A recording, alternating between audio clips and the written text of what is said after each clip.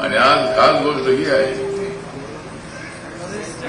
की आमदार मंदाताई म्हात्रे यांच्या साडीचा रंग आहे निळा.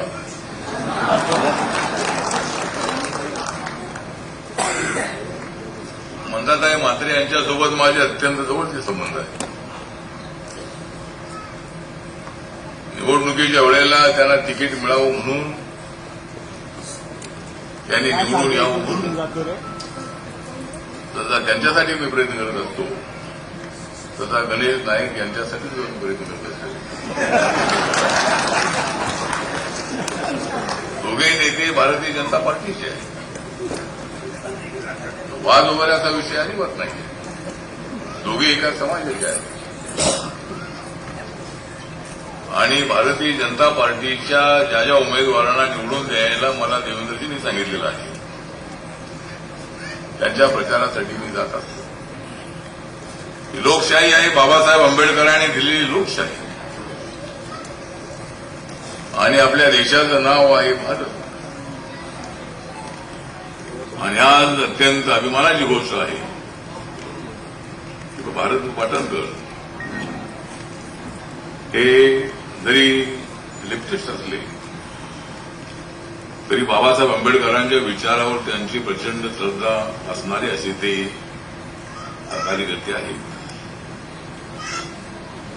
नामांतराचा लढा असेल, पुनर्वसनाच्या चळवळीचा लढा असेल, 1962 मध्ये झालेलं जे कोयना धरण आहे त्या कोयना धरणाच्या प्रकल्पग्रस्तांची मोर्चे आधी निघतात. एक तर सरकारने हा प्रयत्न करणं अत्यंत आवश्यक आहे की एखादं धरण बांधायचं असेल, कारण बांधलं जाते धरण, पण अनेकांचं होतंय मरण. त्यामुळे धरण जे बांधायचं आहे ते बांधायचं धरण हे कुणाचं मरण येण्यासाठी नाही, अनेक लोकांचं जीवन पुनर्रंगित करण्यासाठी धरणं बांधली जातात. अनेक गोष्टी खरी आहे की धरण ज्या जागेमध्ये बांधलं जातं त्या जागेतल्या जमिनीच्या शेतकऱ्यांना त्याचा फार फायदा होत नाही. पाणी अडवलं जातं, नदी अडवली जाते आणि ज्या गावाची जमीन त्यामध्ये जाते त्या गावातल्या लोकांना विशेष फायदा होत नाही. सगळं पाणी जातं खाली, कारण पाण्याचा प्रवाह तर खाली असतो, पाणी कधी उलटं वाहत नाही आणि त्याचा कुणाला फायदा होतो, कुणाला तोटा होतो. नागनाथ अण्णा नायकवडी साहेबांच्या बरोबर माझे संबंध अत्यंत चांगले होते.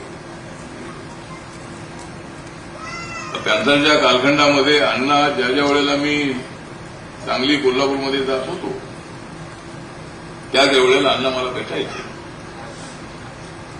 तसे अण्णा सुद्धा हे डाव्या विचारसरणीचे होते. स्वातंत्र्याच्या लढ्यामध्ये अत्यंत संघर्ष करणारे अशा पद्धतीचे नेते होते. क्रांतीवीर नाना पाटील यांच्या नेतृत्वाखाली जो लढा झाला, इंग्रज हे जर कदाचित हा लढा झाला नसता तर इंग्रज अजून 150 वर्षच राहिले असते. 150 वर्ष राहिले असते तर काय झालं असतं, संविधान पुढे लिहिलं असतं सांगता येत नाही. तो संघर्ष फार मोठा होता. संघर्ष गावागावात लोक पेटून उठले. बाबासाहेब आंबेडकर हे सुद्धा स्वातंत्र्य लढ्याचे सेनानी होते. बाबासाहेबांचं म्हणणं असं होतं की देशाच्या स्वातंत्र्याचा लढा जर यशस्वी होणं अत्यंत आवश्यक आहेच आहे, दलितांच्या मुक्तीचा लढा सुद्धा यशस्वी होणं अत्यंत आवश्यक आहे. महात्मा गांधींच्या नेतृत्वाखाली जर देशाच्या स्वातंत्र्याचा लढा चालू आहे, माझा लढा दलितांच्या मुक्तीसाठी सुरू आहे. जे विशीच्या बाहेर राहिलेले लोक आहेत त्या लोकांना विशी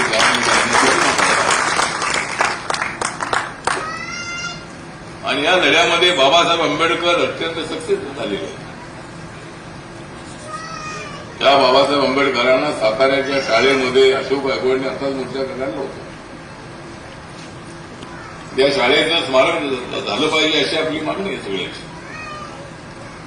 ज्या शाळेमध्ये बाबासाहेब आंबेडकर बाहेर बसून शिकले,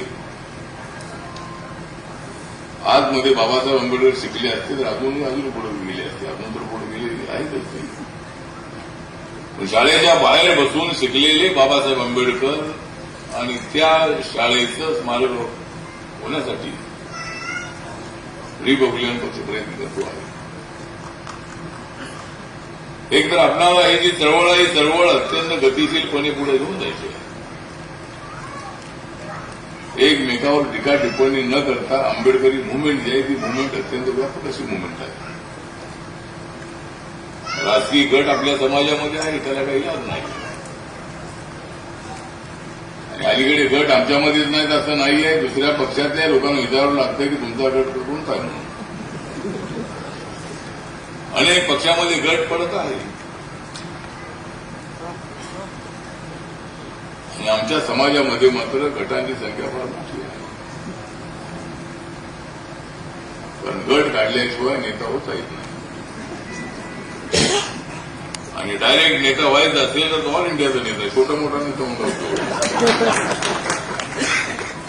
एक गावात जरी पार्टी स्थापन झाली तर तो म्हणतो मी ऑल इंडियाचा अध्यक्ष.